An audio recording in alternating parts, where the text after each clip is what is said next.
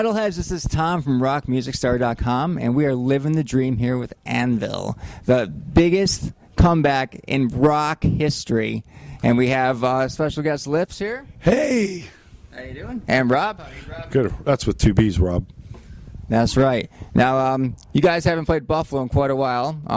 Did you miss us here in Buffalo? Of course. Yeah. How couldn't we?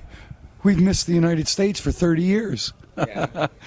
This is an amazing opportunity, and we're loving every second of it, man.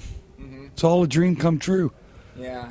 Now, since the movies come out, how has your life changed? Well, realistically, we're not working day jobs anymore. Let's put it that way. But other than that, our lives haven't really changed. Everything else has changed. Around us, everything else has changed. I mean, we're really famous now. I mean, that's, we've been inducted to Hall of Fame. We have a real manager, we have a real agent, we have distribution, all that kind of stuff has changed. But we're the same guys. Right. We're the same people. And we will be till the day we're done. Right. Now, when you were filming the movie, were there ever some situations where it was just a little too much and you didn't want any parts, to be filmed, and you're just like, get the camera out of my effing face already? Once. Yeah. Once. There were. Yeah.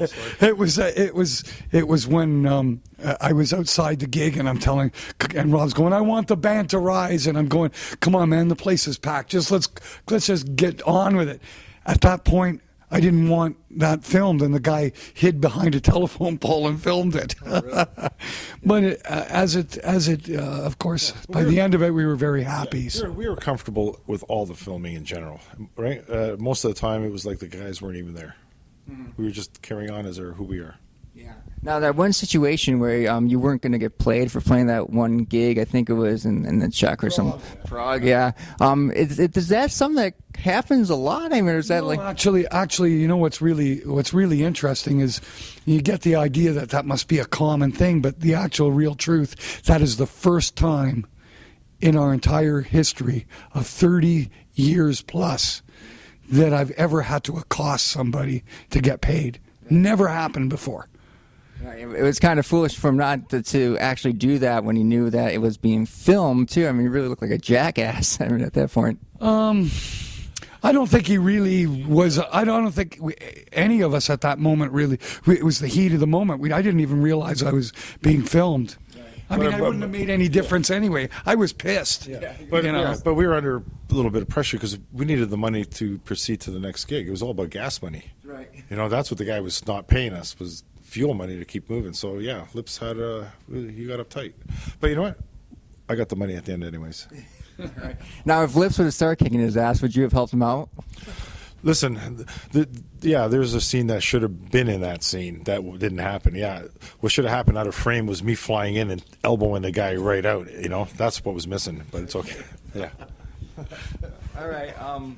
Now, because of the movie being so popular, you guys really go off and do all sorts of incredible things like talk shows, and you when you have the premiere, you're on the red carpet and everything. Tell us a bit about the talk shows, the red carpets, all the accoutrements that come along with being famous. I mean, is it what it's cracked up to be? Well, this situation is way different than it would be for any other band or any band at all, because what has happened is this kind of marriage between Hollywood and a rock band, which is like, what?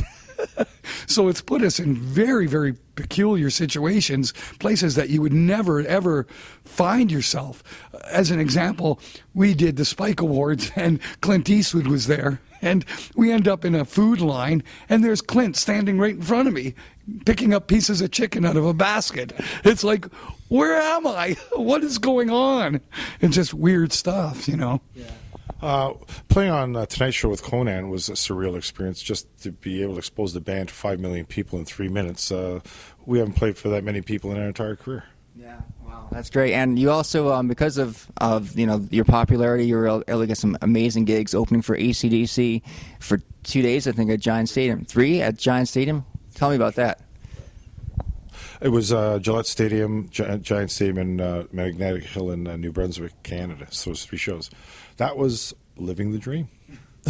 Big time. I mean, playing for thousands of people. sharing the stage with AC/DC was an honor. It was sick. It was amazing. Absolutely. And now you also did a tour in Europe with Saxon just recently, right? That was in the UK, and it was amazing. Absolutely. I mean, what we've been going through makes our past seem like it never happened at all. Yeah. The level of publicity and notoriety is just, it's not even comparable. I mean, the silver screen is huge, huge. And the demographics of it, it's, I mean, metal is minuscule in comparison to who this has touched. Right. When you're meeting Sandra Bullock or Mickey Rourke or Jimmy Page. Yeah. I mean, it's unbelievable. When we met Jimmy Page, he came on and spoke to all three of us. He said, "Guys, keep on rocking, man. You give us all hope." Oh man! Jimmy Page said that. Yeah. Yes. That was incredible.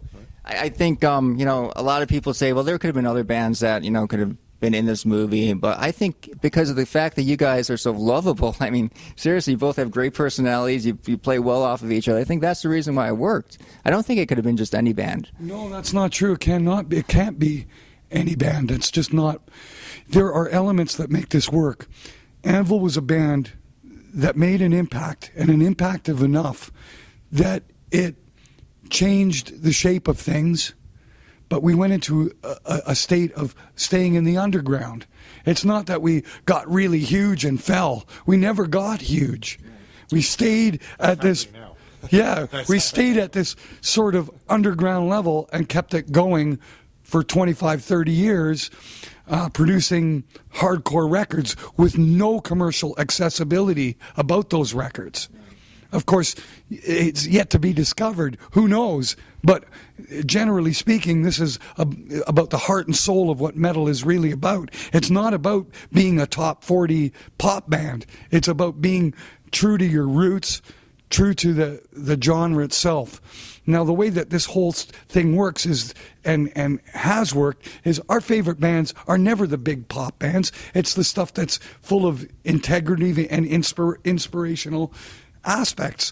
Bands like Budgie, bands like Cactus, bands like Blood Rock. These are not pop bands. These are underground metal bands. The vast majority of what metal is about exists in the underground. And every once in a blue moon, a Metallica will come, an Anthrax will come, a Megadeth will come. But beyond that, there's thousands of bands that actually are steering and taking metal through the ages. And that happens on the underground. Anvil happens to be a representative of that aspect. And you're right, it could be about a lot of other bands, but it was about Anvil. But with the name Anvil, which is like, it must have happened before it all happened, because otherwise the name would have been used way later on. Yeah. But we used the name Anvil, which is a hunk of metal which you use to bend and shape metal with. Yeah. This was what we chose as our moniker and our name to begin with. It must have existed to begin with. It couldn't be a better prime example to be used for a movie than something like that. So all these little different elements are the reasons why it's worked. Plus the good karma. We've always been good to our fans. Our fans are number one. And that is really, really the heart and soul of it. When we met the director, he was 15 years old in 1982. He made his way into a club in London, England, called the Marquee, which is where Led Zeppelin played, The Who, you name it, they played there.